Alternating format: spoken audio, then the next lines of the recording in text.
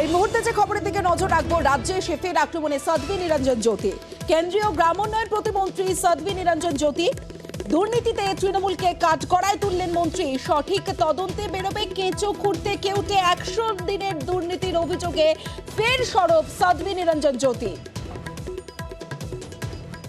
आज भी कह रहे हैं कि मनरेगा में भ्रष्टाचार किया, उनके खिलाफ कार्रवाई करिए, हम देने के लिए तैयार हैं। लेकिन पता नहीं क्यों नहीं करना चाहती ममता दीदी। भाई नुकसान तो यहाँ के लोगों का हो रहा है, यहाँ के कामगारों का हो रहा है, क्योंकि घोटाला हुआ है तो उन घोटाले में हो सकता है कि कोई उनका निजी फंस रहा हो। हमारे 2 अधिकारी तय हुए हैं और इन्होंने अपने 2 अधिकारी तय किए हैं। जहाँ जहाँ गड़बड़ियाँ हुई है उसको देखेंगे। करप्शन हुआ है, प्रधानमंत्री आवास को बंगलो आवास करके दिया।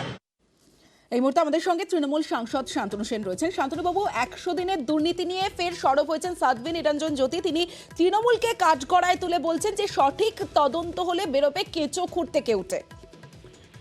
দেখুন, সাধ্বী নিরঞ্জন জ্যোতি নিজেও খুব ভালো মতো জানে যে এই বাংলায় সেন্ট্রাল গভর্নমেন্টের সেন্ট্রাল অফিসার দিয়ে লিড করা 16টা টিম এসেছিল এবং সেন্ট্রাল গভর্নমেন্টের অ্যাপয়েন্টমেন্ট করা 32টা বিভিন্ন টিম এসেছিল, বিভিন্ন এনজিও, টোটাল 48টা টিম।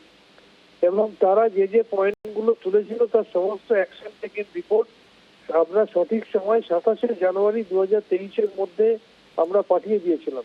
এবং আমাদের মন্ত্রী প্রদীপ মজুমদার নিজে গিয়ে দেখা করেছিলেন। তারপরেও কোনো টাকা আমাদের দেওয়া হয়নি। আমাদের মাননীয় মুখ্যমন্ত্রী প্রধানমন্ত্রীর সাথে দেখা করে অতীতেও চিঠি দিয়েছেন, সম্প্রতি আবার গিয়েছিলেন, আপনারা সবাই জানেন। এবং আমরা 5ই এপ্রিল অভিষেক বন্দ্যোপাধ্যায়ের নেতৃত্বে সাংসদরা গিয়েছিলাম, তখন পূর্ণমন্ত্রী সেখানে থাকাকালীনও আমাদের সাথে দেখা করেননি। এবং পরবর্তী ক্ষেত্রে 2রা এবং 3রা অক্টোবর তৃণমূলের ঘোষিত কর্মসূচির অঙ্গ হিসেবে যখন আমরা সবাই মিলে সাংসদরা এবং যারা ভিকটিম তাদের একটা অংশকে নিয়ে যখন সেখানে গিয়েছিলাম, তখন এই সাধ্বী ম্যাডাম নিজে সেখানে থেকে 2.5 ঘন্টা আমাদের প্রতিনিধিদের সাথে বসিয়ে রেখে ব্যাকডোর দিয়ে পালিয়ে গিয়েছিলেন, দেখা করেননি।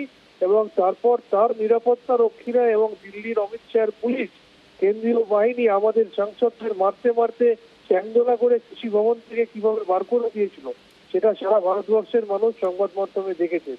শুধুমাত্র রাজনৈতিক কারণে রাজনীতির মধ্যে করা যাচ্ছে না বলে এই প্রতিহিংসা পরায়ণতা তারা করছে, এটা তারা নিজেরা খুব ভালো মতো জানে। যে কারণে আজকে পূর্ণমন্ত্রীর আধিকারিকরা একসময় আমাদের সাথে মিটিং করার সময় বলে দিয়েছিলেন যে হ্যাঁ, আমরা জানি যে বাংলা টাকা পাবে, কিন্তু বিজেপির নেতারা এখানে এসে টাকা দিতে বারণ করে দেয়।